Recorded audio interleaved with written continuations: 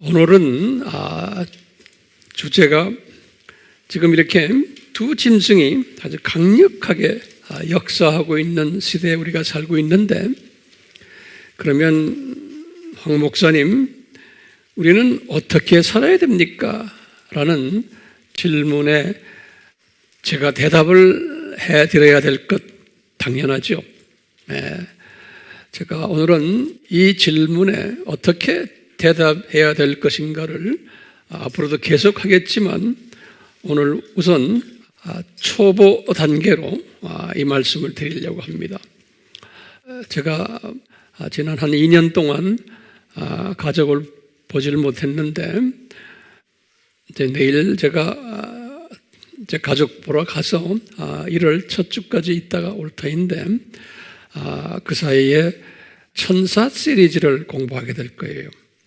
이 천사 시리즈는 여러분들이 평소에 아는 것들도 있지만 또 필요한 것들이 많아요. 그래서 하나하나 잘 정리하시면서 이 시리즈를 한 10개 정도의 강의가 있는데, 이거 끝나고는 제가 계속해서 두 짐승 시리즈를 좀 업그레이드 된 부분을 또 이제 설명하려고 그래요. 그러니까 이 두 짐승 시리즈가 아직 끝나지 않았어요. 이제 시작이에요. 그러니까 천사 시리즈를 잘 공부하시고, 그 다음에 이제 이 두 짐승 시리즈로 또 들어갔으면 합니다. 자, 우리가 항상 이야기하지만 제가 칠판에 이렇게 적어 놨는데요. 이 세상 7,000년이 뭔가라는 그 말씀을 여기다 다시 간단하게 썼어요. 그래서 여러분들도 가르치실 때 항상 이 부분을 정돈하시고는 또 가르치기 시작하세요. 여기 보시면 이 세상 7,000년은 창조 목적 학교다. 이거 우리 다 아는 이야기죠. 그럼 누가 질문을 하면 왜 그렇습니까? 하면 여러분들 질문 대답하셔야 돼요. 자, 그러면 학교니까 분명 학생이 있을 텐데, 그 학생이 누구냐면 하나님의 자녀들이에요. 이제 그리스도인들이 학생이에요. 이 학교 학생. 그리고는 학교니까 항상 필수 과목이 있어요. 공부해야 되는 과목이 많지만 절대적으로 필수 과목들이 있어요. 이 필수 과목이 뭘까요? 여러분들, 필수 과목이요, 필수예요. 필수 과목이 삼위일체론이 제일 중요한 거예요. 우리가 그래서 이 공부를 많이 하는 거예요. 두 번째 필수 과목이 뭐냐면, 삼위일체론 하면 항상 따라오는 또 학문이 있어요. 뭐냐면 삼위 중에서 중요한 학문이 기독론이. 왜냐하면 이 삼위 하나님 중에서 우리와 직접 관계되시면서 이 세상에 내려오셔서 우리의 모든 문제들을 해결해 주시는 그분이 예수 하나님이세요. 그렇기 때문에 예수 하나님에 대해서 우리 학생들이 잘 알아야 돼요. 우리가 공부 많이 했지만 이 필수 과목이 뭐라는 거 우리가 꼭 아셔야 돼요. 이 알다시피 적 그리스도다 하는 게 뭡니까? 가짜 예수님을 이야기하는 거거든요. 가짜 그리스도예요. 이 말은 왜 이 적 그리스도를 허락하셨나? 적 성부도 아니고, 적 성령도 아니고, 적 예수도 아니고, 적 그리스도를 허락하셨어요. 교회 시대 전반에 걸쳐서, 이 세상 7,000년 전반에 걸쳐서, 특히 6,000년 동안. 왜 그러냐? 그만큼 예수 그리스도에 대한 학문이, 공부가 절대적으로 필요하기 때문에 가짜들을 세우셔가지고 진짜 공부를 하게 하시는 거예요. 그렇기 때문에 우리라는 건 하나님의 자녀들이에요. 그리스도인들이 이 기독론에 약하면은 이 세상을 승리하면서 살 수가 없어요.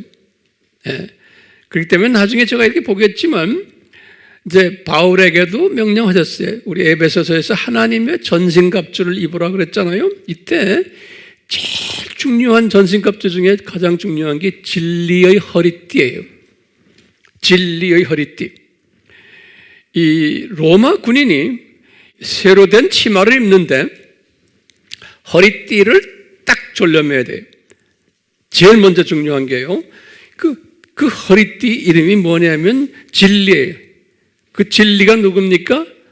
요한복음 14장 6절에 보면 예수님의 그리스도예요. 그리스도 기독론으로 허리띠를 단단히 매야 돼요. 로마 군인이 허리띠, 기독론으로 진리의 허리띠로 매지 않으면 어떻게 돼요? 전투 못해요. 치마가 흘러내려서 그거 꼭 적어놓으세요. 전투할 수가 없어요. 아무리 다른 무기를 다 가지고 있어도 전투 불가능. 왜요? 치마가 흘러내리는데 어떻게 전투합니까? 그러니까 기독론에 약하면 그리스도인들이지만 이 영적 전투를 할 수 있는 능력이 없어져 버려요. 그래서 저게 순서대로 봤지만 이 하나님의 전신갑주하고는요, 진리 허리띠로 매야 돼요. 이게 예수 그리스도로 기독론으로 강하게 무장해야 돼요. 그 다음에 무장을 한 다음에 의의 흉배. 이건 성결론이에요. 성결하는 거예요. 의의 흉계. 성결. 그 다음에 화평의 복음, 이건 전도예요. 발로서 전도하는 거예요. 그 다음에 믿음의 방패. 구원의 투구. 구원론이. 여기 지금 이게 다 방어무기들이거든요. 여기에요. 5가지가. 근데 방어무기인데, 방어무기를 아무리 무장하고 있어도 뭐가 약하면 방어무기가 소용없어요? 치마가 흘러내리면 이게 아무 소용없어요. 왜요? 치마가 흘러내리면 그 치마를 내려가지 않게 붙잡고 있어야 되잖아요. 치마를 붙잡고 있으면 오른손에는 칼을 들고 있는데 전투를 할 수 있어요? 못해요. 방어도 못해요. 그렇기 때문에 뭐가 제일 중요해요? 기독론이 제일 중요한 거예요. 바울도 이 부분에 대해서 강조하는 거예요. 네. 자, 그렇기 때문에 적 그리스도라고 그런 거예요. 그런데 깡패 그리스도들을 우리에게 허락하셔서 진짜 그리스도를 더 깨닫고 무장하기 위한 무슨 방법이에요? 교육 방법이? 역기능적 방법이에요. 이거 잊지 마세요. 그래서 이 창조 목적 학교가 하나님의 자녀들을 향한 역기능적 교육 시스템이에요. 예. 그래서 뭐를 강하게 만들어냈어요? 가짜 그리스도예요. 그래서 여기 항상 제가 뭐죠? 안티라는 뜻은, 예? 이 안티의 뜻이 4가지가 있죠? 우리 항상 알고 있잖아요? 첫째 안티가 뭐예요? against. 진짜 그리스도에 대해서 against, 대항하는 세력들을 하나님이 만들어냈어요. 우리 주변에도 지금 그게 많아요. 두 번째는 in opposition, 반대 위치에 있게끔 하는 거예요. 진짜 그리스도의 반대 위치에 있게끔 해서 겉으로 보면 몰라요. 그러니까 우리가 이 진리로 무장하지 않으면은 이거 구별력이 없어져요. 분별력이. 많은 기독교인들이 오늘날 그래요. 예. 세 번째는 뭐예요? in place of, 대체시키는. 진짜 그리스도를 대체해가지고 또 무슨 그리스도를 만들어냈는데 교회 안에 많아요. 이게 이 진리로 무장하지 않으면은 이게 구별력이 없어져요. 이렇게 디자인하셨어요. 하나님께서 교회 시대의 안티, 적 그리스도들을. 그 다음에 마지막에 false, 가짜들을 만들어서. 이 4가지 안티란 뜻 우리 항상 제가 반복하고 해요. 예. 목적이 뭐예요? 진짜에 강하도록 만들기 위해서 그러는 거예요. 진짜에 강하도록요. 진짜에 강해야지만 내가 성화가 가능하고 전도도 할 수 있고 화평의 복음이 믿음도 더 강해지고 구원론도 강해지고 그러는 거예요. 이게 다 순서가 있어요. 그러니까 기독론이 강해야 돼요. 그래서 우리 AMI 교회는 제가 제 나름대로 최선을 다해서 여러분들에게 기독론을 강조하며 가르치고 있잖아요. 네? 왜냐하면 이 기독론을 제대로 딱 가지고 있으면 이거 엄청난 방어 무기가 되는 거예요. 이 깡패들이 덤벼들질 못해요. 그렇기 때문에 여러분들이나 제가 이 기독론으로 진리로 딱 허리띠를 메고 있으면 주변에 어떤 가르침이 와도 거기에 속힘당하지 않아요. 네, 그리고 분별력을 가져요. 여러분들이 웹에 들어가서 뭐 이런 말 저런 말 많이 듣잖아요. 요새는 뭐 하지 말아라도 듣게끔 되어 있어요. 그럴 때 딱 분별력을 가지래요. 그 오늘날은 엄청난 엉터리들, 가짜들이 난무하기 때문에 진짜처럼 보이지만 알고 보면 아니라는 걸 여러분들, 제가 여러분들 눈, 손발을 잡아가지고 봐라, 보지 말아라 할 수 없어요. 여러분들이 보시고는 분별을 딱 하실 능력을 가지셔야 돼요. 안 그러면 넘어지게 돼 있어요. 오늘은 그 세력이 엄청 강한 때에 우리가 지금 살고 있는 거예요. 그러니까 제 책임이 뭐예요? 여러분들에게 진리의 허리띠를 단단하게 매도록 해주는 책임이 저에게 있는 거예요. 안 그러면 여러분들 들림받지 못해요. 예수님의 신부가 되지 못해요. 오늘 그 이야기를 좀 해주려고 그러는 거예요. 지금 우리가 지금 그런 때에 살고 있기 때문에 제 책임이에요. 자, 여기 보시면 창조 목적 학교예요. 교장이 그러니까 예수님이시고 교육 방법은 역기능적 이거죠. 그럼 제가 한번 열어볼게요. 왜 역기능적 방법을 택하셨나요? 요 질문에 제가 칠판에다 적지 않았어요.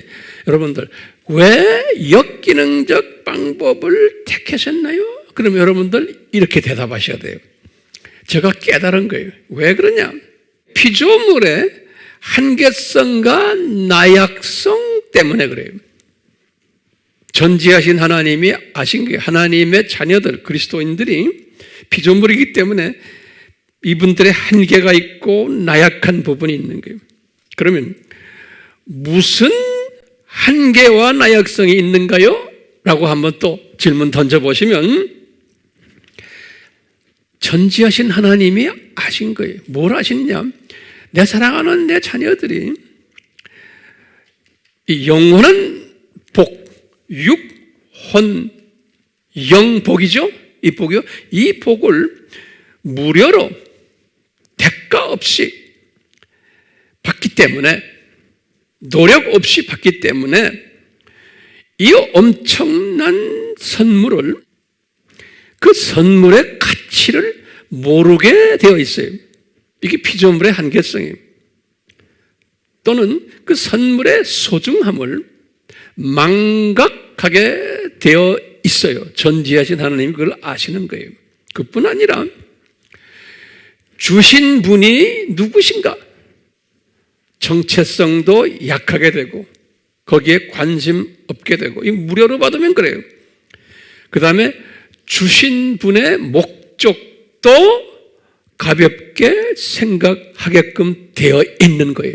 이게 피조물의 한계성이고 약한 부분이에요. 근데 예를 좀 들어봅시다. 우리가 지금 공기도 무료로 받았잖아요. 물도 무료로 받았죠? 햇볕도 무료로 받았어요. 그렇기 때문에 거기에 대한 고마움을 우리가 모르는 거나 같아요. 그 예를 꼭 적어 놓으세요. 그 다음에 이제 여러분들 또 예를 들게. 그렇기 때문에 하나님의 입장에서는 사랑하는 자녀들이 이 무료로 주신 이 엄청난 이 복을 소중하게 여기게 하기 위해서는 어떻게 해야 돼요? 예? 그러기 위해서는 뺏어버려야 돼요. 당분간 뺏어가지고, 제가 항상 이런 말 쓰죠. 고생도 엄청난 고생을 시켜봐야지만 그 소중함을 알게끔 되어 있는 거예요. 이게 역기능적 하나님의 교육 방법인 거예요. 그래서 나쁜 놈들도 거기 끼어가지고 우리를 고생시키는 거예요. 그게 이제 적 그리스도예요. 예. 하나님이 사랑하는 자녀들에게도 여러 가지로 겸손 훈련을 시키실 때 이런 훈련 시키세요. 물질도 뺏어가요. 그러니까 물질 뺏어서 항상 돈이 없어 보고 은행에 빚이 많아야지만 돈의 가치를 알게 돼요, 사람이. 뿐만 아니라 몸이 약해져 가지고 항상 아픈 데가 있어야지만 건강의 소중함을 알게 돼요. 내가 왕따 당해봐야지만 학교 다닐 때 왕따 당한 사람을 이해할 수가 있어요. 항상 아픔을 경험해야지만 내가 깨닫게 돼요. 그 소중함을. 그렇기 때문에 주님께서는 우리 인간의 나약성 때문에 이렇게 뺏어가려고 하는 이 플랜을 짜신 거예요. 이 창세 전에. 그러면 언제 이것을 디자인하셨냐? 그러면 우리 항상 배웠죠? 창세 전에 이것을 디자인하셨다라고 보는 거예요. 이 디자인하시고는 이 학교에 교육 초점이 뭘까요? 여기 중요한 게 교육 초점이. 네? 교육 초점이 이겁니다. 이 창조 목적 학교의 교장이 예수님이시다라는 거. 그리고는 이분이 그리스도이시다. 그래서 이분이 진짜 예수 그리스도이시다. 그런데 이분을 창세 전에 인간으로 내려오셔서 십자가에서 저주 받으실 것을 디자인 받은 분이시다. 디자인 하신 분이에요. 삼위 하나님이 디자인하시고 이분이 직접 이 일을 위해서 이제 내려오시도록 디자인된 분이에요. 이것을 우리 인간들은 이해하기 대단히 힘든 거예요. 그래서 이제 이것을 하나님의 신비다 그랬어요. 또는 바울이 신비다 그랬어요. 우리 성경 구절은 여러분들 다 했어요. 고린도전서 2장 7절, 로마서 16장 25절에서 26절, 에베소서 1장 3절에서부터 쭉 해서 14절까지 전부 그런 이야기들이, 골로새서 1장 26절, 27절 상당히 많아요. 자, 이 신비를 바울도 개종해서 20년 동안 몰랐어요. 바울은 개종해서 첫 20년 동안은 예수 그리스도의 구원론을 소위 원시복음으로 알고 있었어요. 이 말은 굉장히 중요한 개념이에요. 아담이 타락했기 때문에 자유의지를 발동 잘못해가지고 그래서 예수님이 오시게 되었다. 원시복음이죠. 창세기 3장 15절에 바울이 알고 있었던 것은 첫 20년 동안은 이 수준으로 알고 있었어요. 그런데 바울이 고린도 전서를 기록하시면서 주 55년이죠. 이분이 35년에 개종했거든요.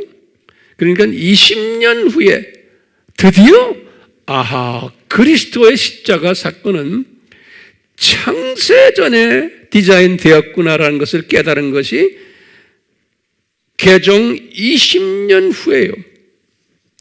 이것은 뭘 말하냐면 대부분의 하나님의 자녀들은 원시복음으로만 알고 있어도 되는 거예요.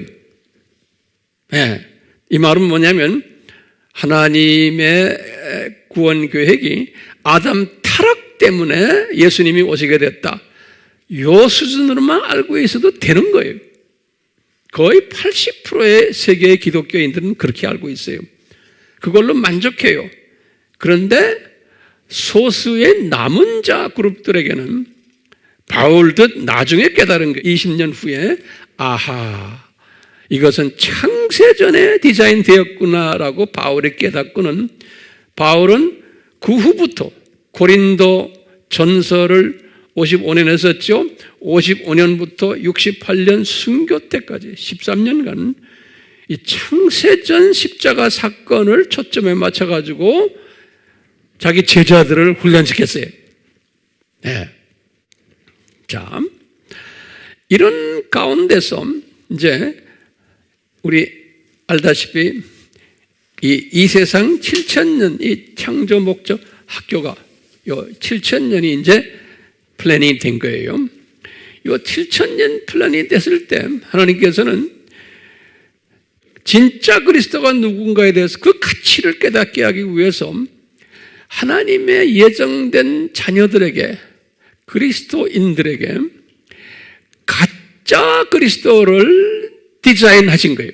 요 7,000년 요 때, 특히 요 6,000년 기간까지, 요 6,000년까지 가짜 그리스도를, 우리 공부한 것을 제가 지금 간단하게 정돈하는 거예요. 그 가짜 그리스도를 적 그리스도라고 그러죠. 이 적 그리스도를 어떻게 디자인하셨냐? 제국이 몇 제국이에요? 7제국을 통해서 이것을 우리에게 가르쳐 주신 거예요. 예. 그림자로, 예표로 또는 심볼로 가르쳐 주신 거예요. 그런데 이것은 7제국 중에서 가장 강한 제국이 몇 제국이에요? 7번째 제국이에요. 그렇죠? 그 7번째 제국이 두 짐승 제국이에요. 지금 우리가 지금 경험하고 있는 이 시대에 우리가 공부했지만 이 두 짐승 세력은 언제부터 디자인이 됐어요? 아담 타락에서부터 디자인이 된 거예요. 아담 타락이 주전 4,000년이니까 지금부터 6,000년 전에 이때 이미 두 짐승이에요. 일루미나티, 프리메이슨, 그 다음에 로만 가톨릭, 또 누구예요? 제수잇, 또 WCC, 일부 WEA도 포함이 돼요, 지금요. 이런 모든 적그리스도 세력들이 요 창세간에 뭐죠? 여기 아담 타락 때부터 시작이 됐어요. 우리 에녹 이야기 기억나시죠? 에녹성? 나중에 제가 이제 1월 달 되면 제가 더 자세히 설명하게 될 거예요. 그 7제국 중에 처음 6제국이 뭐였던가요? 순서대로 처음에 애굽 제국, 그 다음에 아스루 제국, 그 다음에 바벨론 제국, 그 다음에 페르시아 제국, 그 다음에 그리스 제국, 그 다음에 뭐예요? 로마 제국. 예. 자, 이렇게 했는데 예수님께서 요한에게 보여주시기를 이 7번째 제국이 가장 강한 제국인데 요한에게 보여주신 게 그것이 두 짐승 제국이 7번째, 그것을 계시록 13장 1절에서 18절에 요한에게 보여주신 거예요. 자, 이 제국 이름이 이 두 짐승이 뭐라는 게 이제 우리 알잖아요. 이 두 짐승에게 뭘 주셨냐면 이 두 짐승이 그들이 가지고 있는 목표가 있었어요. 그 목표가 뭐냐면, 목표가 뭐예요? 이 세상을 어떻게 해요? 이 세상을 낙원으로 만들자라는 거예요. 그것을 뭐라고 그랬어요? 신세계 질서라 그랬어요. 신세계 질서. 이 세상을 낙원으로 만들자. 이걸 신세계 질서라 그러는데요. 자, 이 사람들의 믿음 체계가 있어요. 요거 내가 좀 설명을 해드릴게요. 공간에다 적진 않았어요. 노트에다 적으세요. 이분들이 가지고 있는 믿음 체계가 있어요. 이 두 짐승 세력들이 오늘날 일루미나티, 프리메이슨, 심지어는 바티칸 세력들까지 지금 종교다원주의를 믿고 있는 이 사람들이 가지고 있는 믿음 체계가 있어요. 이걸 잘 들으셔야 돼요. 이분들이 가지고 있는 믿음 체계는 뭐냐면 우리 주변에서 지금 이것이 지금 우리가 지금 피부로 느끼고 있는 거예요. 뭐냐면 첫째요. 이분들은 말로는 일루미나티도 너 종교가 뭐냐 그럼 다 로만 가톨릭 아니면 개신교 그룹들이에요. 유대교 그룹들하고 이 팀들이에요 모두. 겉으로 보면은 우리와 같이 보여요. 그런데 이분들의 믿음 체계는 우리와 달라요. 말로는 기독교인이라고 그러지만요. 지금 이 바티칸 그룹도 마찬가지고 제수잇 마찬가지고 지금 WCC 그룹들도 다 마찬가지고 우리와 달라요. 겉으로 보면 비슷하게 보이는데 이분들의 믿음 체계는 뭐냐면요. 마음속에 지금 뭐가 있냐? 무신론이. 거기다 이제 적으세요. 무신론에 신이 없다라고 보는 거예요. 무신론이면서 이분들이 몰래 섬기는 신이 누구냐면 루시퍼를 섬겨요. 그래서 이 그룹들이 루시퍼를 숭상하는 예배를 해요. 네. 그것이 지금 오늘날 서서히 드러나고 있는 거예요. 그 감사한 것은 이제 웹에 들어가면 이런 것들이 지금 노출되고 있죠. 예? 이게 우연이 아니, 우리 주님께서 다 디자인하셔가지고 이제는 그 노출될 하나님의 때가 되니까 그 노출시키는 거예요. 예. 이런 걸 또 전문으로 노출하는 분들이 계시잖아요. 고맙죠. 예. 그러니까 우리는 그런 걸 딱 보고는 이것을 해석하는 능력이 딴 분들과 달라야 되는 거예요. 예. 대부분의 하나님의 자녀들은 그걸 보고는 이런 게 있구나 그냥 이렇게 해버리는 분들도 많고, 이것을 더 영적으로 깊이 이 시스템 속에서 보는 사람들이 있는 거예요. 그러니까 그 시스템 속에서 보시라고 제가 이렇게 지금 여기에 서서 지금 하나하나 지금 설명해 주는 거예요. 자, 이 믿음 체계가 뭐라고 그랬어요? 무신론 사상을 가진 루시퍼를, 사탄이 아니에요. 루시퍼를. 우리 시원의정서 지난주에 공부했죠? 그분들이 거기에 우리는 누구를 섬긴다 그랬어요? 루시퍼 섬긴다 그랬죠? Yes, no. 그분들이 문서화한 거예요. 그리고 실제로 하고 있어요. 자, 그러면서 이분들은 어떤 믿음 체계를 가지고 있냐면, 이 세상을 낙원화 시키는데, 우리가 지금 말하는 이 7000년 이 세상이 아니에요. 이 사람들은 이 세상이 계속 한다고 보는 거예요. 이 세상이. 그러니까 저 세상이 없는 거예요. 저 세상이 없고 이 세상이 계속 간다고 보는 거예요. 이 세상이. 그러면은 낙원화 시키는 거예요. 지금 이 세상을 낙원화 시켜놓으면 그럼 어떻게 되느냐? 첫 번째 뭐냐면요, 이 세상에 살다가 죽은 사람들이 있어요. 그동안 이 세상에 살다가 죽은 사람들이, 이분들의 개념이 뭐냐면 죽은 사람들은 그냥 무의식 속에서 땅에 묻혀서 있다는 거예요. 무의식 속에서. 저 세상 낙원 개념이 없어요.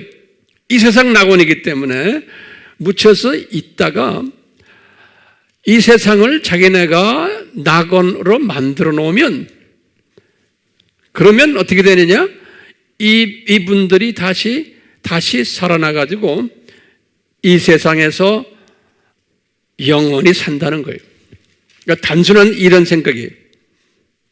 근데 이런 것이 이루어지겠어요? 이루어지지 않지만 이런 개념을 가지고 있는 거예요.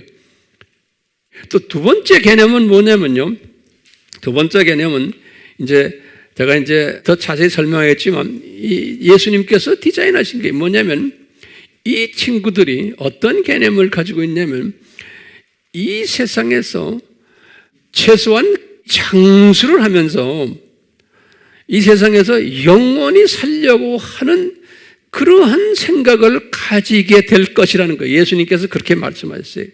그걸 어떻게 하느냐? 이게 뭐냐면, 이제 제가 이야기하겠지만, 이제 짐승의 표라고 그래요. 우리 짐승의 표라는 말 많이 들었죠? 그 다음에 666이라는 말이 나와요. 이런 모든 것은 제가 언젠간 이야기하겠어요. 이런 것을 통해서 이 사람이 장수하도록 디자인이 되어 있는 거예요. 어떻게 디자인된 것은 오늘 제가 이야기 안 해요. 그래서 이분들은 지금 인공지능이니 기타 등등 이런 것들, 이거 하는 이유가 있어요. 이 세상에서 장수하도록 이분들이 과학이 발달돼 가지고 하도록 되어 있는 거예요. 그게 예수님이 다 예언하신 거예요. 그러니까 오늘날 지금 그쪽으로 지금 가고 있어요. 우리 인간이 이제는 100세 시대, 이건 아무것도 안 해. 좀 있으면 이제는 우리의 뇌를 컴퓨터라이즈 시켜가지고요, AI와 같이 하고 연결돼 가지고 우리를 500년, 1000년씩 살 수 있도록 지금 이 일을 여러분들 웹에 들어가면 요새 이 전문가들이 이야기하고 있어요. 제가 숙제로 드릴게요. 한번 자세히 들어가서 보세요. 이렇게 지금 세상이 지금 100세 시대가 아니에요. 이제는 500년, 1000년도 살 수 있도록 꿈을 꾸는 시대예요. 네, 그렇게 하도록 지금 세상이 과학이 그쪽으로 가고 있어요. AI를 통해서, 인공지능을 통해서.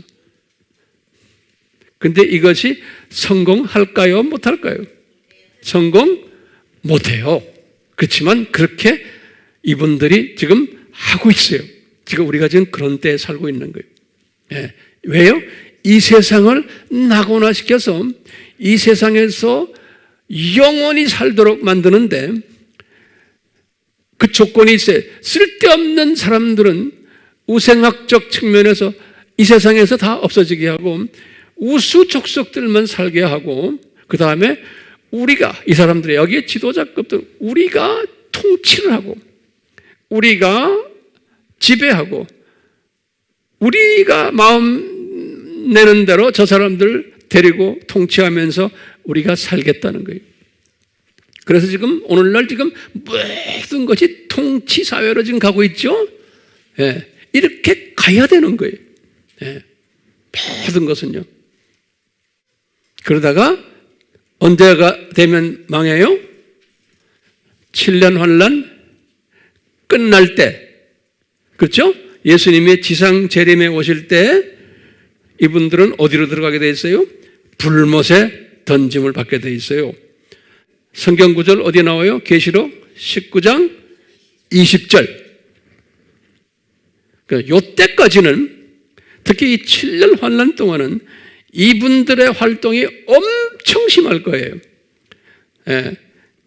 그러니까 그분들이 그냥 이 활동이 그냥 거의 성공한 것처럼 행동을 하면서 엄청 심할 거예요. 그러니까 7년 환란 전에도 이 일들이 지금 일어나고 있잖아요. 지금 일어나는 것보다 훨씬 더 과학이 발달돼 가지고 이 일들이 전개될 거예요. 7년 환란 때는. 자, 그런데 이제 환란 전 들림 받는 사람들은 이런 것을 그렇게 심하게 경험받지 않고 올라가게 돼 있는 거예요. 환란 전 들림 받는 사람은. 그렇죠? 그런데 이 예수님이 말씀하셨어요. 본인의 재림해 오시기 전에는 이런 일들이 일어날 거다 하시면서 소위 유명한 감람산 설교를 하신 거 기억나시죠? 예수님이 감람산 설교에서 마태복음 24장과 25장 이 두 장이 감람산 설교 아닙니까? 유명한 설교죠. 감람산 설교라고 그래요. 영어로는 Olivet Discourse 그래요. Olivet 그래요. Olivet Discourse란 말은 teaching이라는 소리예요. Preaching, teaching 한다는 Discourse 그래요. Olivet Discourse. 이 감람산 설교에서 뭐라고 그러냐면 예수님의 재림 전에는 기독교인들 중에서 하나님의 자녀들 중에서 이 두신승 이 사회 속에서 하나님의 자녀들이 두 종류의 하나님의 자녀들이 있다는 거예요. 이 예수님의 재림 전에 이 두 짐승 세력이 강하게 있을 때 하나님의 자녀들 중에서 두 종류의 하나님의 자녀들이 살고 있을 텐데 한 팀은 뭐냐? 들림을 받는 그런 분들이 살고 있고 대부분의 사람들은 들림받지 못하고 남겨지는 사람들이 있다는 거예요. 이 말은 뭐냐면 7년 환란을 통과하는 사람들이 대부분이라는 거예요. 하나님의 자녀들 중에서. 그런데 이 남겨진 사람들이 다 나쁜 게 아니에요. 그 중에 괜찮은 정말 예수님의 신부감 중에서도 남겨지는 사람들이 있는 거예요. 여기 내가 썼는데 일부는 이 순교자 반열에 들어있는 사람들. 네. 요건 이방인이에요. 이방인들 중에 순교자 반열에 들어있는 사람들은 환난을 통과하면서 환난 기간 동안 열심히 복음을 전하다가 순교당하는 거예요.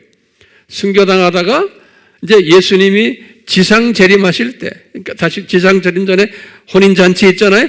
혼인잔치 때에 들림받아서 올라가서 혼인잔치에 참여하는 자들이 7년 환난 때 추수 일을 하다가 그런 사람 여기에도 분명히 있을 거예요. 이분들은 굉장히 높은 분들이에요. 그냥 들림받는 사람들보다 훨씬 높은 분들이 순교자 반열에 있기 때문에. 자, 그 다음에 두 번째 그룹은 유대인 그룹들이, 지금 유대인들은, 메시아닉 유대인들은 우리 14만 4천이라 그러잖아요. 오늘날 많은 유대인들이 지금 복음화가 되고 있는데 그 유대인들이 내가 볼 땐 대부분이 가짜 유대인들이에요. 진짜 유대인은 누군지 몰라요. 네. 왜 가짜 유대인이라고 제가 말씀드려요? 오늘날 유대인이라는 개념이 성서적인 개념이 아니에요. 오늘날 우리가 지금 유대인이라 그런 사람들은 비성서적인 개념 속에서의 유대인이 된 사람들이 대부분이에요. 오늘날은 어떤 사람을 유대인이라 그래요? 넘버원, 어머니 모계를 따지는 거예요. 어머니가 유대인이면 유대인이다 그런 거예요. 그러니까 이건 비성서적이에요. 성경적으로는 아버지가 유대인이어야 되는 거예요. 두 번째는 어떤 사람이 유대인이다 그러냐면 이방인이지만 유대교로 개종한 사람을 유대인이라고 그러는 거예요. 오늘날 유대인 중에서 이런 사람 많아요. 그러니까 비성서적이에요. 세 번째는 유대인 가정에 이방인들이지만 어답션 된 거예요. 양자로 들어간, 어답션이란 말 알죠? 입양했대. 입양하면 유대인이 되는 거예요. 그러니까 그것도 비성서적이에요. 많아요, 그런 사람들 지금. 네 번째로는 유대교로 개종을 했으면 유대인이 되는 거예요. 이방인 중에서. 그렇기 때문에 오늘날 유대인들은 이 네 가지의 카테고리에 의해서 유대인으로 하기 때문에 진짜 성서적인 유대인은 우리가 찾기 힘들어요. 그리고 이제 일루미나티 그룹들 중에 유대인들이 지금 많은데요. 이 유대인들 다 가짜 유대인들이에요. 그것도 제가 이제 때가 되면 다 말씀드릴 거예요.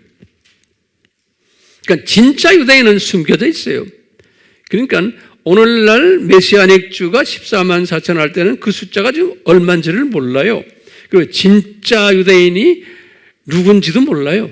그러니까 가짜들이 지금 돌아다니고 있는 거예요. 그러니까 우리가 뭐 유대인 복음화 합시다. 그래서 열심히들 뭐 이스라엘에 가고 뭐 여기 그거요. 비성서적인 유대인들을 복음화하는 일이 지금 많이 일어나고 있어요.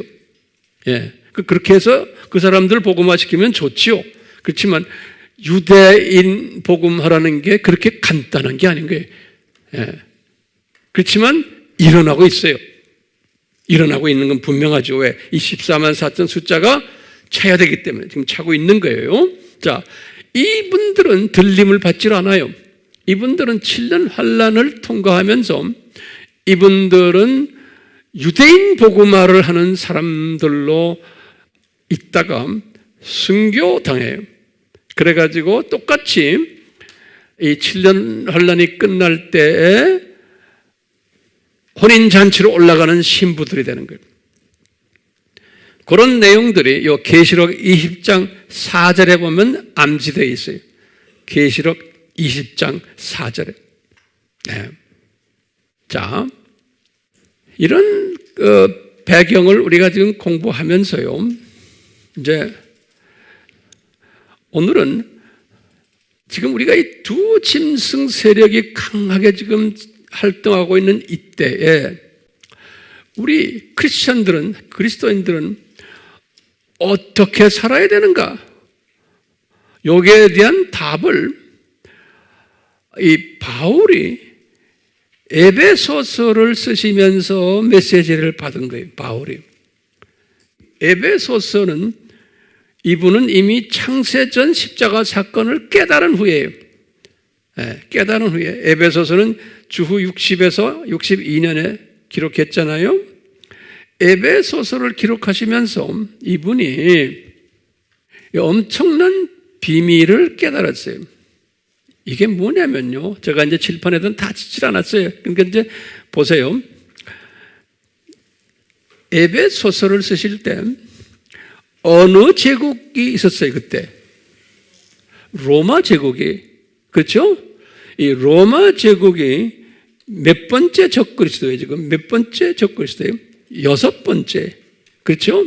이 로마 제국의 밑에서 엄청난 핍박을 받으면서도 반 로마 제국에 관한 이야기를 일체하지 않았어요. 못하게 했어요.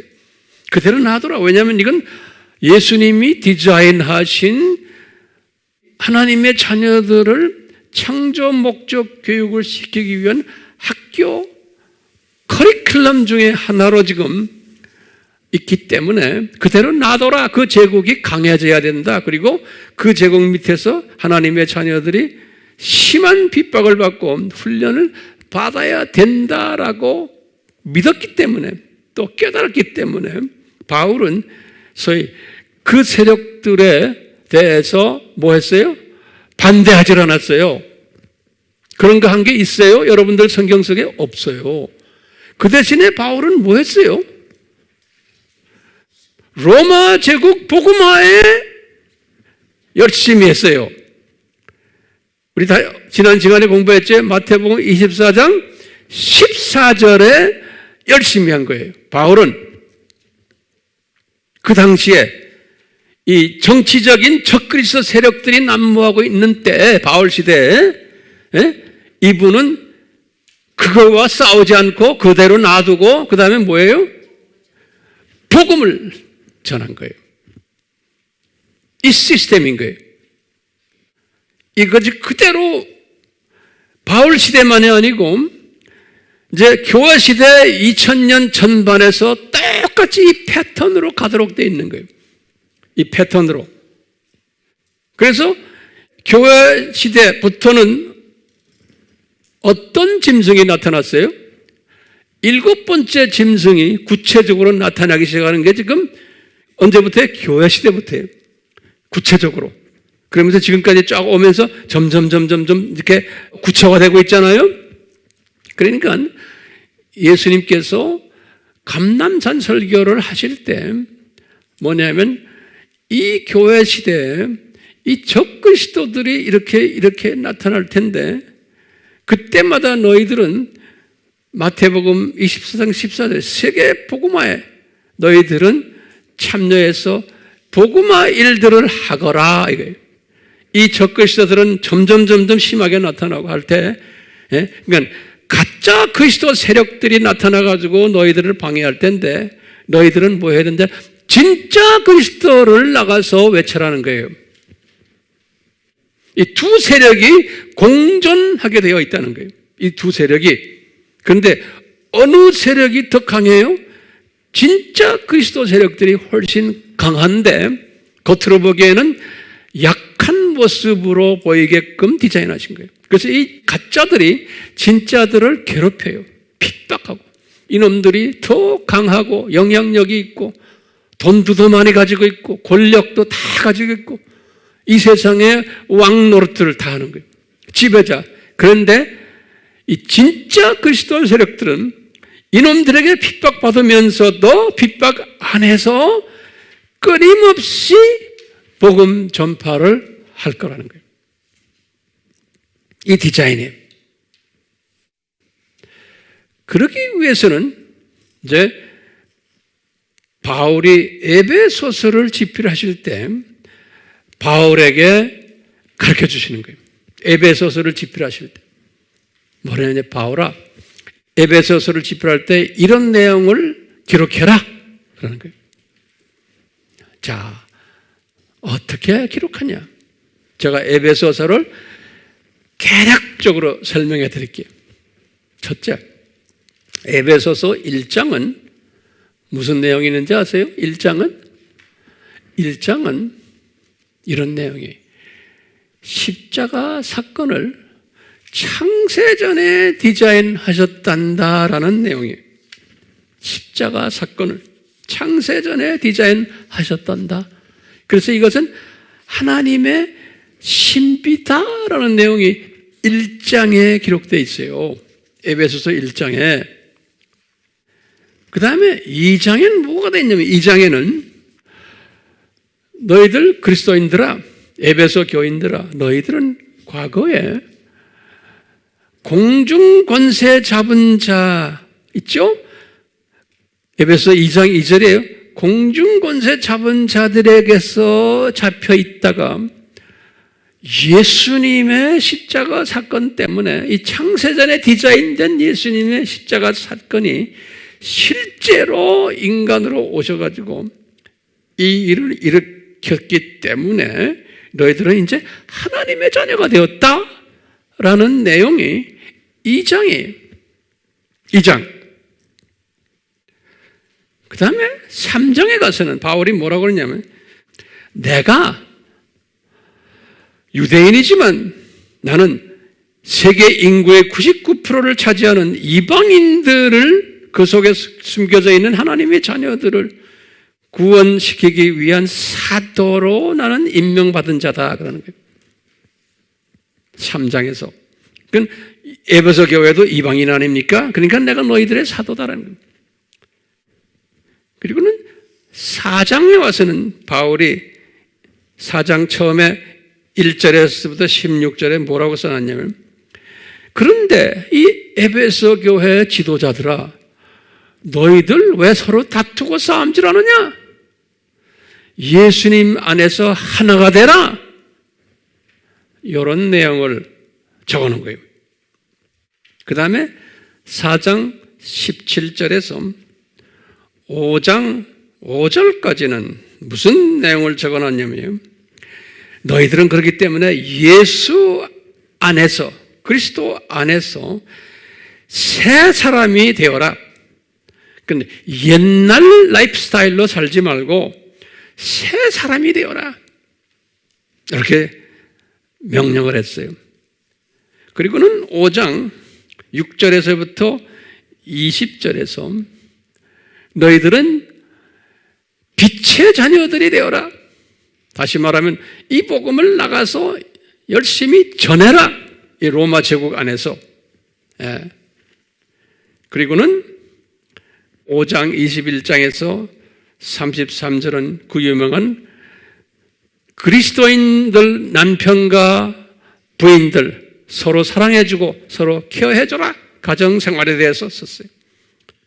그리고는 6장 1절과 9절에 자녀와 부모와 직장에 관계되는 삶을 어떻게 살아라 가르쳐줬어요. 그리고는 마지막 6장 10절에서 19절이 오늘 본문 말씀에 너희들은 이렇게 성공적인 삶을 살려면 이 세상에서 하나님의 전신갑주를 입어라 그러는 거예요. 여기 에베소서에 그러니까 에베소서는 창세 전부터의 십자가 사건부터 시작을 해서 원시복음을 이야기하시고 그 안에서 하나님의 자녀가 된 사람들 너희들 어떻게 살아라 라는 것을 이제 가르쳐준 거예요. 정돈됐어요? 자, 그런 가운데서 성령님께서 바울에게 그러는 거예요. 바울아, 이것 말해라. 너희들은 하나님의 자녀들은 이 짐승이 그 당시에도 짐승이 있었죠? 적 그리스도 세력들이에요. 하나님의 자녀들은 내가 허락한 이 짐승 세력들이 까불고 있을 터인데 이 교회 시대에 이 짐승 세력들에게 대항을 해서 이기려면은 너희들은 하나님의 전신갑주를 입어야 된단다 그러는 거예요. 이 말은 뭐예요? 교회 시대 전반에 걸쳐서 하나님의 자녀들은 하나님의 전신갑주를 입어야 된다는 거예요. 안 그러면은 이 악의 세력들 하나님이 디자인하신 이 적그리스도 세력들을 이길 수가 없다는 거예요. 그러니까 이놈들의 손아귀에서 고생을 한다는 거예요. 하나님의 전신갑주를 입지 않으면은 자 그러면서 이제 내가 말했죠. 하나님의 전신갑주 중에서 가장 중요한 전신갑주가 뭐예요? 진리의 허리띠를 매야 된다는 거예요. 그러니까 이 세상에 살면서 가장 중요한 방어 무기가 뭐냐면 뭐예요? 기독론인 거예요. 예수 그리스도의 정체성이 이분이 누군가, 이분이 삼위일체를 공부하면서 그 중에 어떤 분인가, 이분이 창세전의 십자가 사건 우리 알아야 되고, 원시복음 알아야 되고, 이분이 창조주이신 걸 알아야 되고, 이분이 우리의 생사화복을 주관하시는 분인 걸 우리가 알아야 되고, 이분이 만유를 통치하는 분이시라는 것을 우리가 다 알아야 되는 거예요. 이 예수님으로 무장하는 것은 허리띠를 단단히 매는 거예요. 네.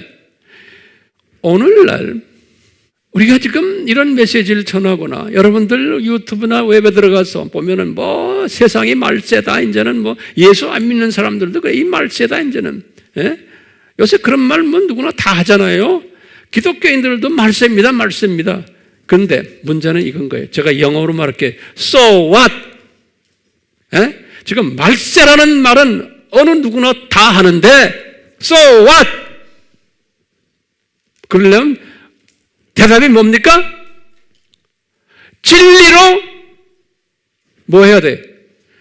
단단하게 매지 않으면 이 험난한 마지막 시대에 내가 예수님의 신부가 되지를 못하는 거예요. 구원은 받아요.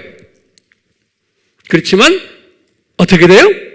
7년 환난을 통과하게 돼 있는 거예요. 구원받아서 하늘나라엔 가지만 일반 백성이 되는 거예요. 여기에서 엄청난 차이가 생기는 거예요. 그렇기 때문에 예수님의 신부가 되려면 뭐 해야 돼요? 기독론으로 딱 무장해야 되는 거예요. 기독론으로. 예. 제 책임이 뭡니까? 여러분들에 대한 책임이 제가 여러분들 기독론으로 단단하게 띠를 매도록 도와주는 일이 제 책임이에요. 목회자로서 이 화면으로 공부하는 분들도 마찬가지예요. 그냥 귀를 듣고 눈으로 보고 아, 그거 재밌다 이 수준으로 끝나려면 아예 들어오지도 마세요. 에?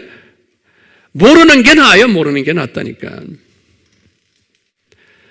이렇게 띠를 딱 매면요, 그 다음은 나머지는 자동적으로 되는 거예요.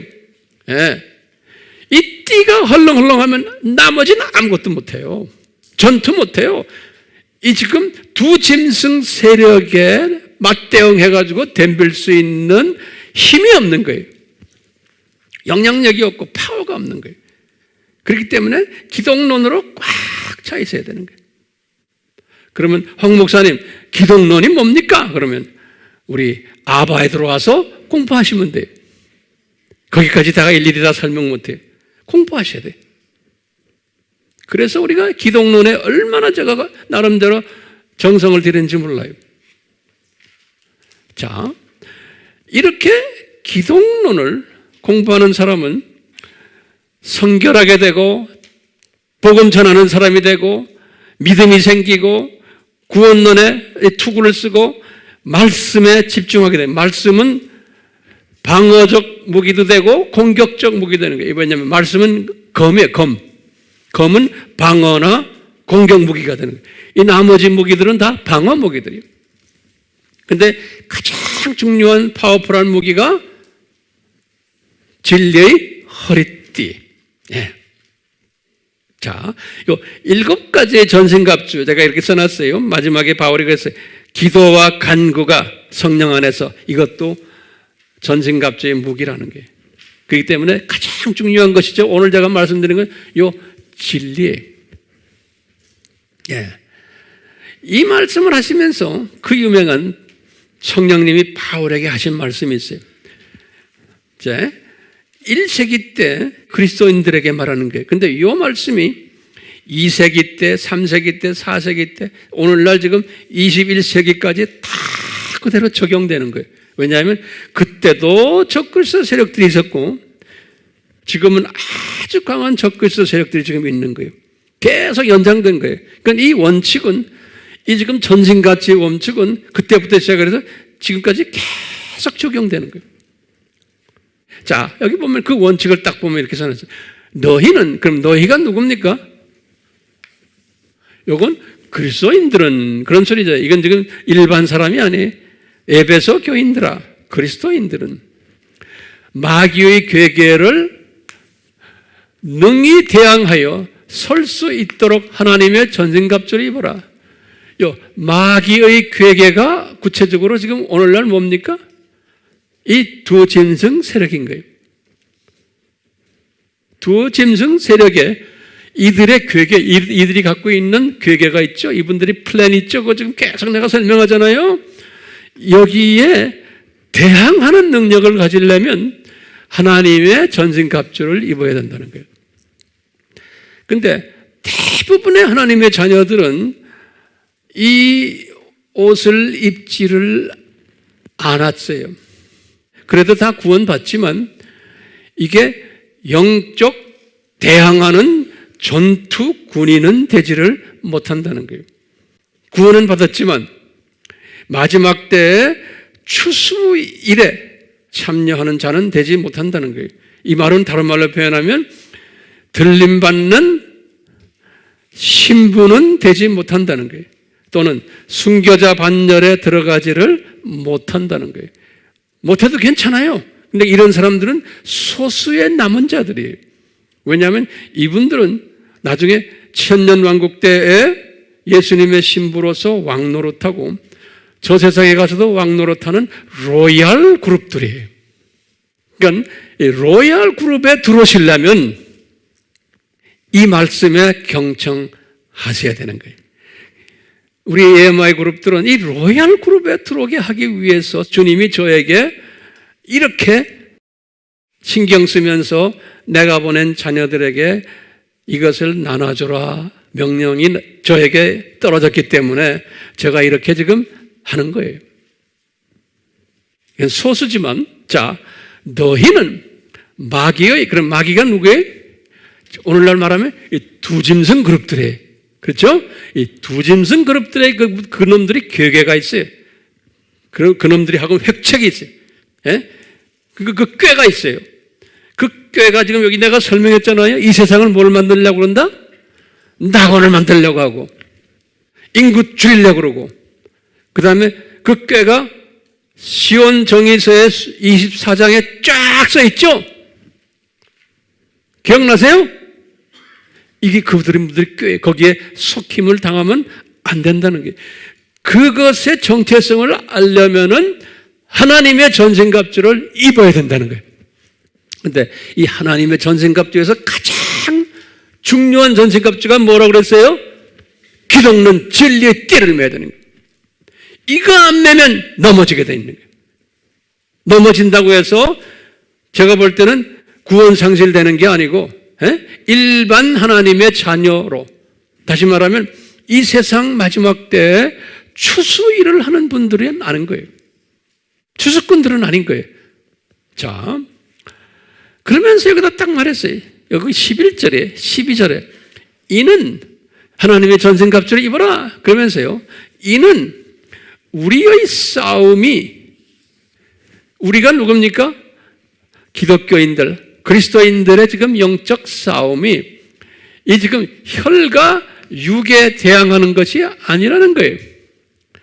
여기 굉장히 중요한 개념이죠. 지금 두 신성 세력들과 우리가 지금 싸움하는 것이 나와서 데모하고, 우리가 지금 무슨 있죠? 이거 하는 게 아니라는 거예요. 왜? 이놈들에게 파워를 줘서 이놈들이 까불도록 예수님이 다 허락하신 거예요. 그렇기 때문에 그거 없애려고 막 해야 그게 안 된다는 거예요. 바울 시대에도 로마 제국을 없애려고 노력했어요? 아니에요. 그 하나님의 때가 되면 로마 제국은 없어지게 돼 있어요. 로마 제국은 로마 제국대로 자기의 짭이 있는 거예요. 예수님 안에서. 로마 제국이 언제 없어졌어요? 바울 때 없어졌어요? 아니에요. 476년에 없어졌어요. 바울 시대에서 약 400년 더 갔어요. 예수님의 디자인이에요.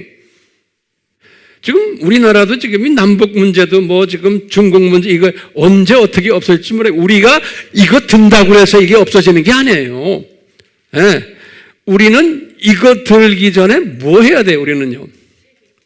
세상 사람들은 이거 들게 해요. 우리는 뭐 해야 돼요? 복음 전해야 되는 거예요.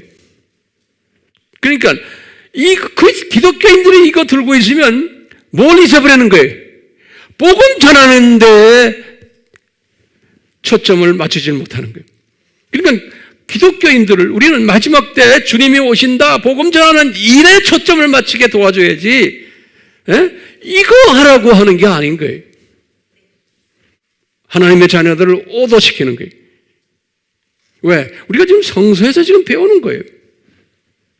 근데 세상 사람들은 또 기독교인이지만 세상화된 기독교인들은 이성적인 기독교인들은 이거 해야지만 된다고 믿는 거예요. 괜찮아요. 그렇지만 이거 하는 사람들을 보면서 우리는 아하, 저것은 안 해도 되는데 그렇지만 이거 함으로써 이 두 짐승 세력이 조금 움츠릴 수는 있어요. 그러니까 이거 하는 것도 주님이 허락하세요. 그렇지만 이거 했다고 해서 두 짐승 세력이 없어지거나 약해지는 건 움츠릴 수는 있어요. 그리고는 이거 하는 사람들을 보면서 아하, 이게 지금 예수님의 재림이 가까운 악한 시대구나라고 노출시키는 일은 이거 하는 사람들이 도와줘요. 그렇지만 이거 했다고 해서 없어지는 거예요? 아니에요. 제 말 소화하세요? 그러니까 우리는 이것도 하면서 그 다음에 이것도 해야 되는 거예요. 예. 그러니까 이거 하는 걸 제가 반대하는 거 아니에요. 이거 해요. 세상이 악하다는 것을 노출시키지만 그거 끝나면 안 되는 거예요. 뭐 해야 돼요? 복음 전환을 해야 되는 거예요. 그러니까 이거 하는 사람들은 기독교인만이 아니에요. 불교인들도 무신론자들도 다 같이 조인해가지고 이거 하는 거예요. 예. 내가 이거 하는데 이게 무슨 소리인지 아시겠어요? 예. 제가 왜 이렇게 열을 내죠?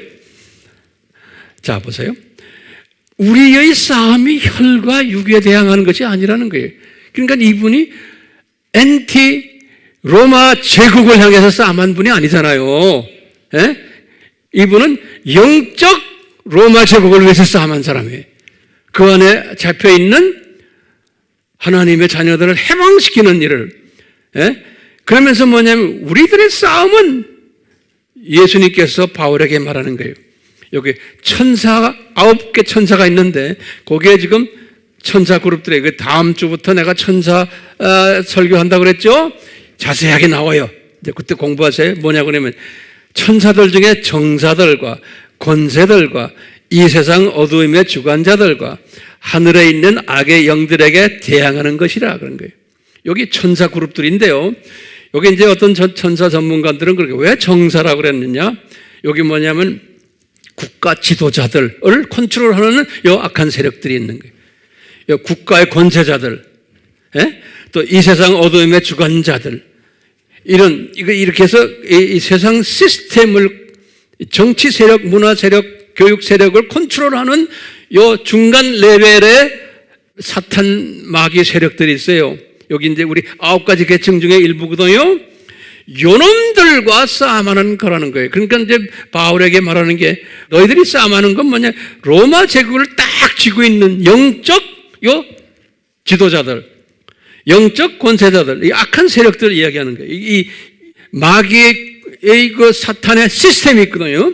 그 시스템 중에서 그 중간 레벨들의 요놈들과 싸움해가지고 요놈들 속에 잡혀있는 하나님의 자녀들을 뺏어오는 일이 우리의 영적 싸움이지, 그러기 위해서 우리가 요 진리의 허리띠로 기독론으로 무장해야 된다는 거예요.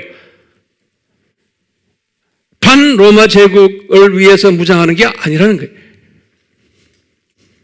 자, 이런 요 말씀 오늘 제가 여러분들에게 지금 던지고 싶은 말씀이에요. 자, 그렇다면 마지막 결론으로 보시면 이런 자들이, 이 예수님으로 무장한 자들이 오늘날 이제 예수님의 신부가 된다는 거예요. 들림 받는 자들이라는 거예요. 그러니까 여러분들, 저도 그렇고요. 이 예수님의 신부가 되려면은 뭐 해야 돼요? 제일 먼저 뭐로 무장해야 돼요? 기독론으로 무장해야 된다는 거예요. 오케이? 그러면 이렇게 무장한 사람이 뭘 가지고 있냐? 파워를 가지고서 이 세상의 이 악한 세력들이 나를 공격하지 못한다는 거예요. 내가 예수 그리스도로 무장해 있으면은 이 모든 악한 세력들, 두 짐승에 의해서 지금 놀아나는 이 정치, 문화, 경제, 사회 이 모든 악한 세력들이, 종교적인 악한 세력들이, 이놈들이 나를 지배하지 못한다는, 가까이 오지도 못해요. 내가 거기에 영향을 받지도 않는다는 거예요. 그리고는 이놈들의 정체성을 이제 꿰뚫어 보면서 이것을 주변의 형제 자매들에게 가르치고 나누는 능력을 가진다는 거예요. 그러려면 뭐로 무장되어 있어야 돼요? 예수님으로 무장되어 있을 때. 이런 사람이 나가서 마태복음 지금 24장 14절에 내 민족과 타민족에게 이 예수님을 증거하는 거예요. 그래서 사도행전 1장 8절에 뭐라고 그랬어요? 너희들이 성령 충만해지면 예루살렘과 온 유다와 사마리아까지 나의 증인이 되리라 그랬거든요. 다시 말하면 예수님을 가르치는 거예요. 예수님을 증거하는 거예요. 그리스도를. 이 창조 목적학의 교장이 누구신가? 예. 이분이 창세전부터 어떻게 디자인하셨나? 이분이 누구신가? 그런데 이분이 이제 좀 있으면 오신다. 이것을 전체 그림을 그려주면서 이분이 지금 이제는 오신다. 여기까지 이야기해 주는 사람이, 그게 전도하는 사람이고 선교하는 사람인 거예요. 그러니까 선교의 주체가 예수님이지만 선교의 주제도 누구예요? 예수님이신 거예요. 그러니까 예수로 꽉 차 있어야 되는 거예요. 이 예수로 꽉 찬 사람은 들림받게 되어 있는 거예요. 그래서 이분을 신부라고 그래요, 신부. 그래서 예수님께서 my wife라고 그래요. 예수님이 우리 보고 you are my wife 그러는 거예요. 신부예요. 예수님이 우리의 남편이 그만큼 가깝다는 거예요. 왜? 입만 열면 예수님 이야기하니까. 그렇기 때문에 신부의 특징들이 있어요. 요 말씀 제가 하고 오늘 설교 끝날려고 그래요. 이거 그냥 별거 아닌데 굉장히 중요한 개념이에요. 이 신부는 남편을 사랑하는 분이에요. 그래서 이제 이 적그리스도 세력들은 음녀라고 그랬어요. 말로는 기독교인들이라고 그러는데, 이것을 음녀라는 거예요. 음녀. 예수님 이야기도 하지만 딴짓하는 놈들이라는 거예요. 그래서 음녀란 단어를 썼어요. 남편 사랑한다는 말은 수직계명에 순종하는 사람이에요. 남편 사랑한다는 건요. 그러면 남편을 사랑만 하는 게 남편의 말을 순종하는 사람이에요. 좋은 신부는.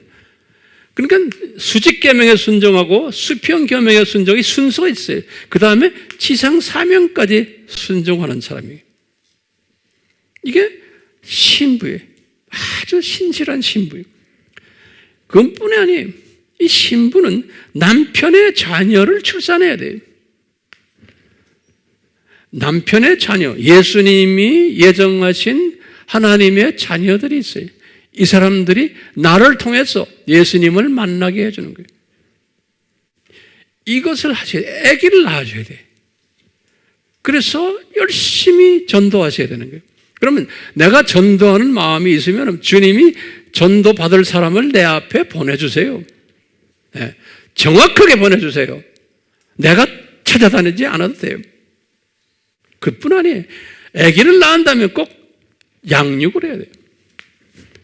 꼭 자라나도록 말씀으로 먹여야 돼요. 영양소 먹이고, 양육을 해야 돼요. 여러분들 지금 하고 있잖아요. 그렇죠?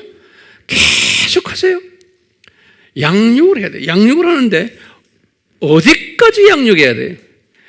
어른이 될 때까지, 성인이 될 때까지 자라게 해야 되는 거예요. 예. 성인 돼서 어쩌자는 거예요? 요 성인 돼가지고 요 사람을 예수님과 결혼시키는, 예수님의 부인이 되도록 예수님께 결혼시키는 거예요. 그럼 예수님의 부인이 되면 똑같이 해. 지금 이분이 예수님 보고 예수님이 이제 이분의 남편이 된 거예요. 그 이분이 예수님을 사랑하게 되는 거예요. 요 과정이에요. 그래서 1번에서 6번까지 과정을 하도록, 내가 낳은 아기가 이만큼 자라가지고 예수님께 결혼까지 시킨 다음에 요 과정을 그대로 하도록 내가 이끄는 일. 예? 그런 사람이 누구라는 거예요? 예수님의 신부라는 거예요. 그런데 이런 사람은 은혜가 임해야지만 이런 사람이 될 수가 있어요. 내가 노력해서 아니에요. 은혜가 내려오면 이런 일을 하도록 성령님이 이끄세요. 노력해서 되는 게 아니에요. 그렇기 때문에 내가 노력을 해서 이렇게 한다 그러면 내가 교만해져요. 그렇게 하지 못하는 사람을 정죄해요. 그렇기 때문에 예수님은 그렇게 안 하세요. 내가 자격은 없지만 이런 일을 하도록 성령님이 이끄심을 내가 알아요. 그래서 항상 성령님이 주신 은혜에 눈물 흘리며 감격하는 사람이, 겸손한 사람이 되는 거예요. 이런 일을 많이 할수록 겸손한 사람이 되는 거예요. 절대로 남을 정죄하거나 그러질 않는 거예요. 그게 이 진리로 띠를 띈 사람은 이런 모습으로 발전되게 되어 있어요. 제가 깨달음이에요. 그러니까 오늘 제목이 뭐였어요? 우리가 지금 이 악한 이 시대에, 두 짐승이 까불고 있는 이 시대에 우리는 어떻게 살아야 되는가? 그러면 대답은 뭐예요? 예수님의 은혜가 내가 필요하구나. 어떤 은혜? 이 진리의 허리띠를 매도록 은혜 베푸심. 그리고는 이 진리의 허리띠를 매면서 내가 예수님의 신부로서 이렇게 남편 사랑하고 남편께 순종하고 자녀 출산하고 양육하고 성인으로 만들어서 또 결혼까지 시켜서 하나님의 자녀들이 내 민족, 내 주변의 민족들만 아니고 우리는 외국에 나가지 못하지만 외국에 있는 또 하나님의 자녀들도 이 과정을 하도록 우리는 기도도 해주며 물질로 또 뒤에서 밀어주며 이렇게 하는 일에 참여하는 자들, 우리 모두가 이런 자들 되기를 또 돼야 돼요. 예수님의 이름으로 축원합니다. 아멘. 이곳에 계신 예수님, 저희들이 지금 이 시간 이 메시지를 서로 나눴습니다. 예수님 한 분 한 분 예외 없이 이 웹으로 영상으로 이 메시지를 보는 듣는 주님의 자녀들 한 분 한 분 예외 없이 이 신부의 복을 내려주셨어. 은혜를 베푸셨어. 이 복을 받고 이 어려운 세상을 승리하는, 지배하는 지배자로 만드셔서 주님께 감사하며 감격하며 하루하루를 추수꾼 역할을 하면서 감격하며 주님을 섬기는 한 분 한 분 되도록 은혜 위에 은혜를 내려주시옵소서. 예수님의 이름으로 기도드리옵나이다. 아멘.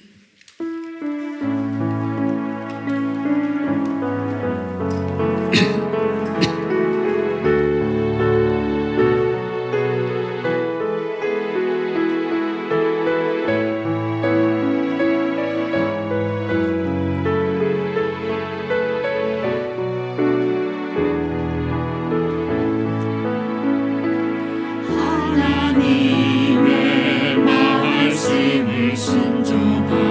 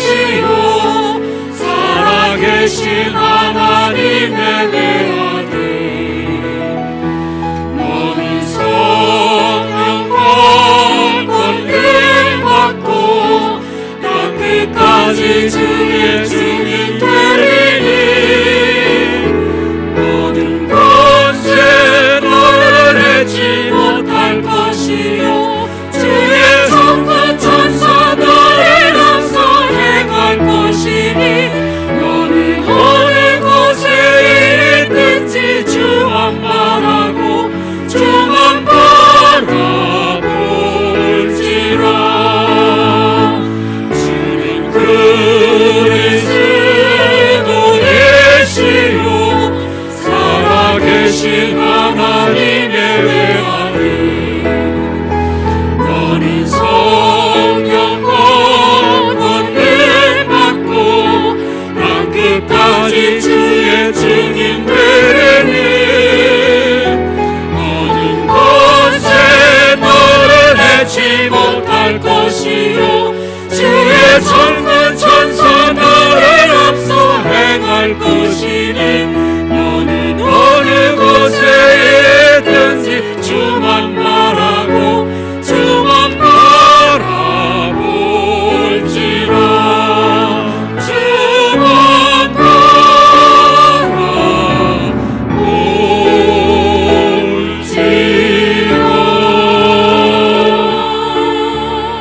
바라볼지라. 예수님, 저희들이 이 가르침을 통해서 우리의 시각의 초점이 진리 되시는 예수님만 바라보는 지혜자들, 명철자들, 지식자들이 되도록 은혜 내려 주시옵소서. 지금 이 시간은 예수 그리스도의 무한하신 은혜와 하나님 아버지의 극진하신 사랑하심과 성령님의 끊임없이 조명케 하심과 가르쳐 주심과 감동케 하심이 우리에게 항상 있기를 축원하옵나이다. 아멘.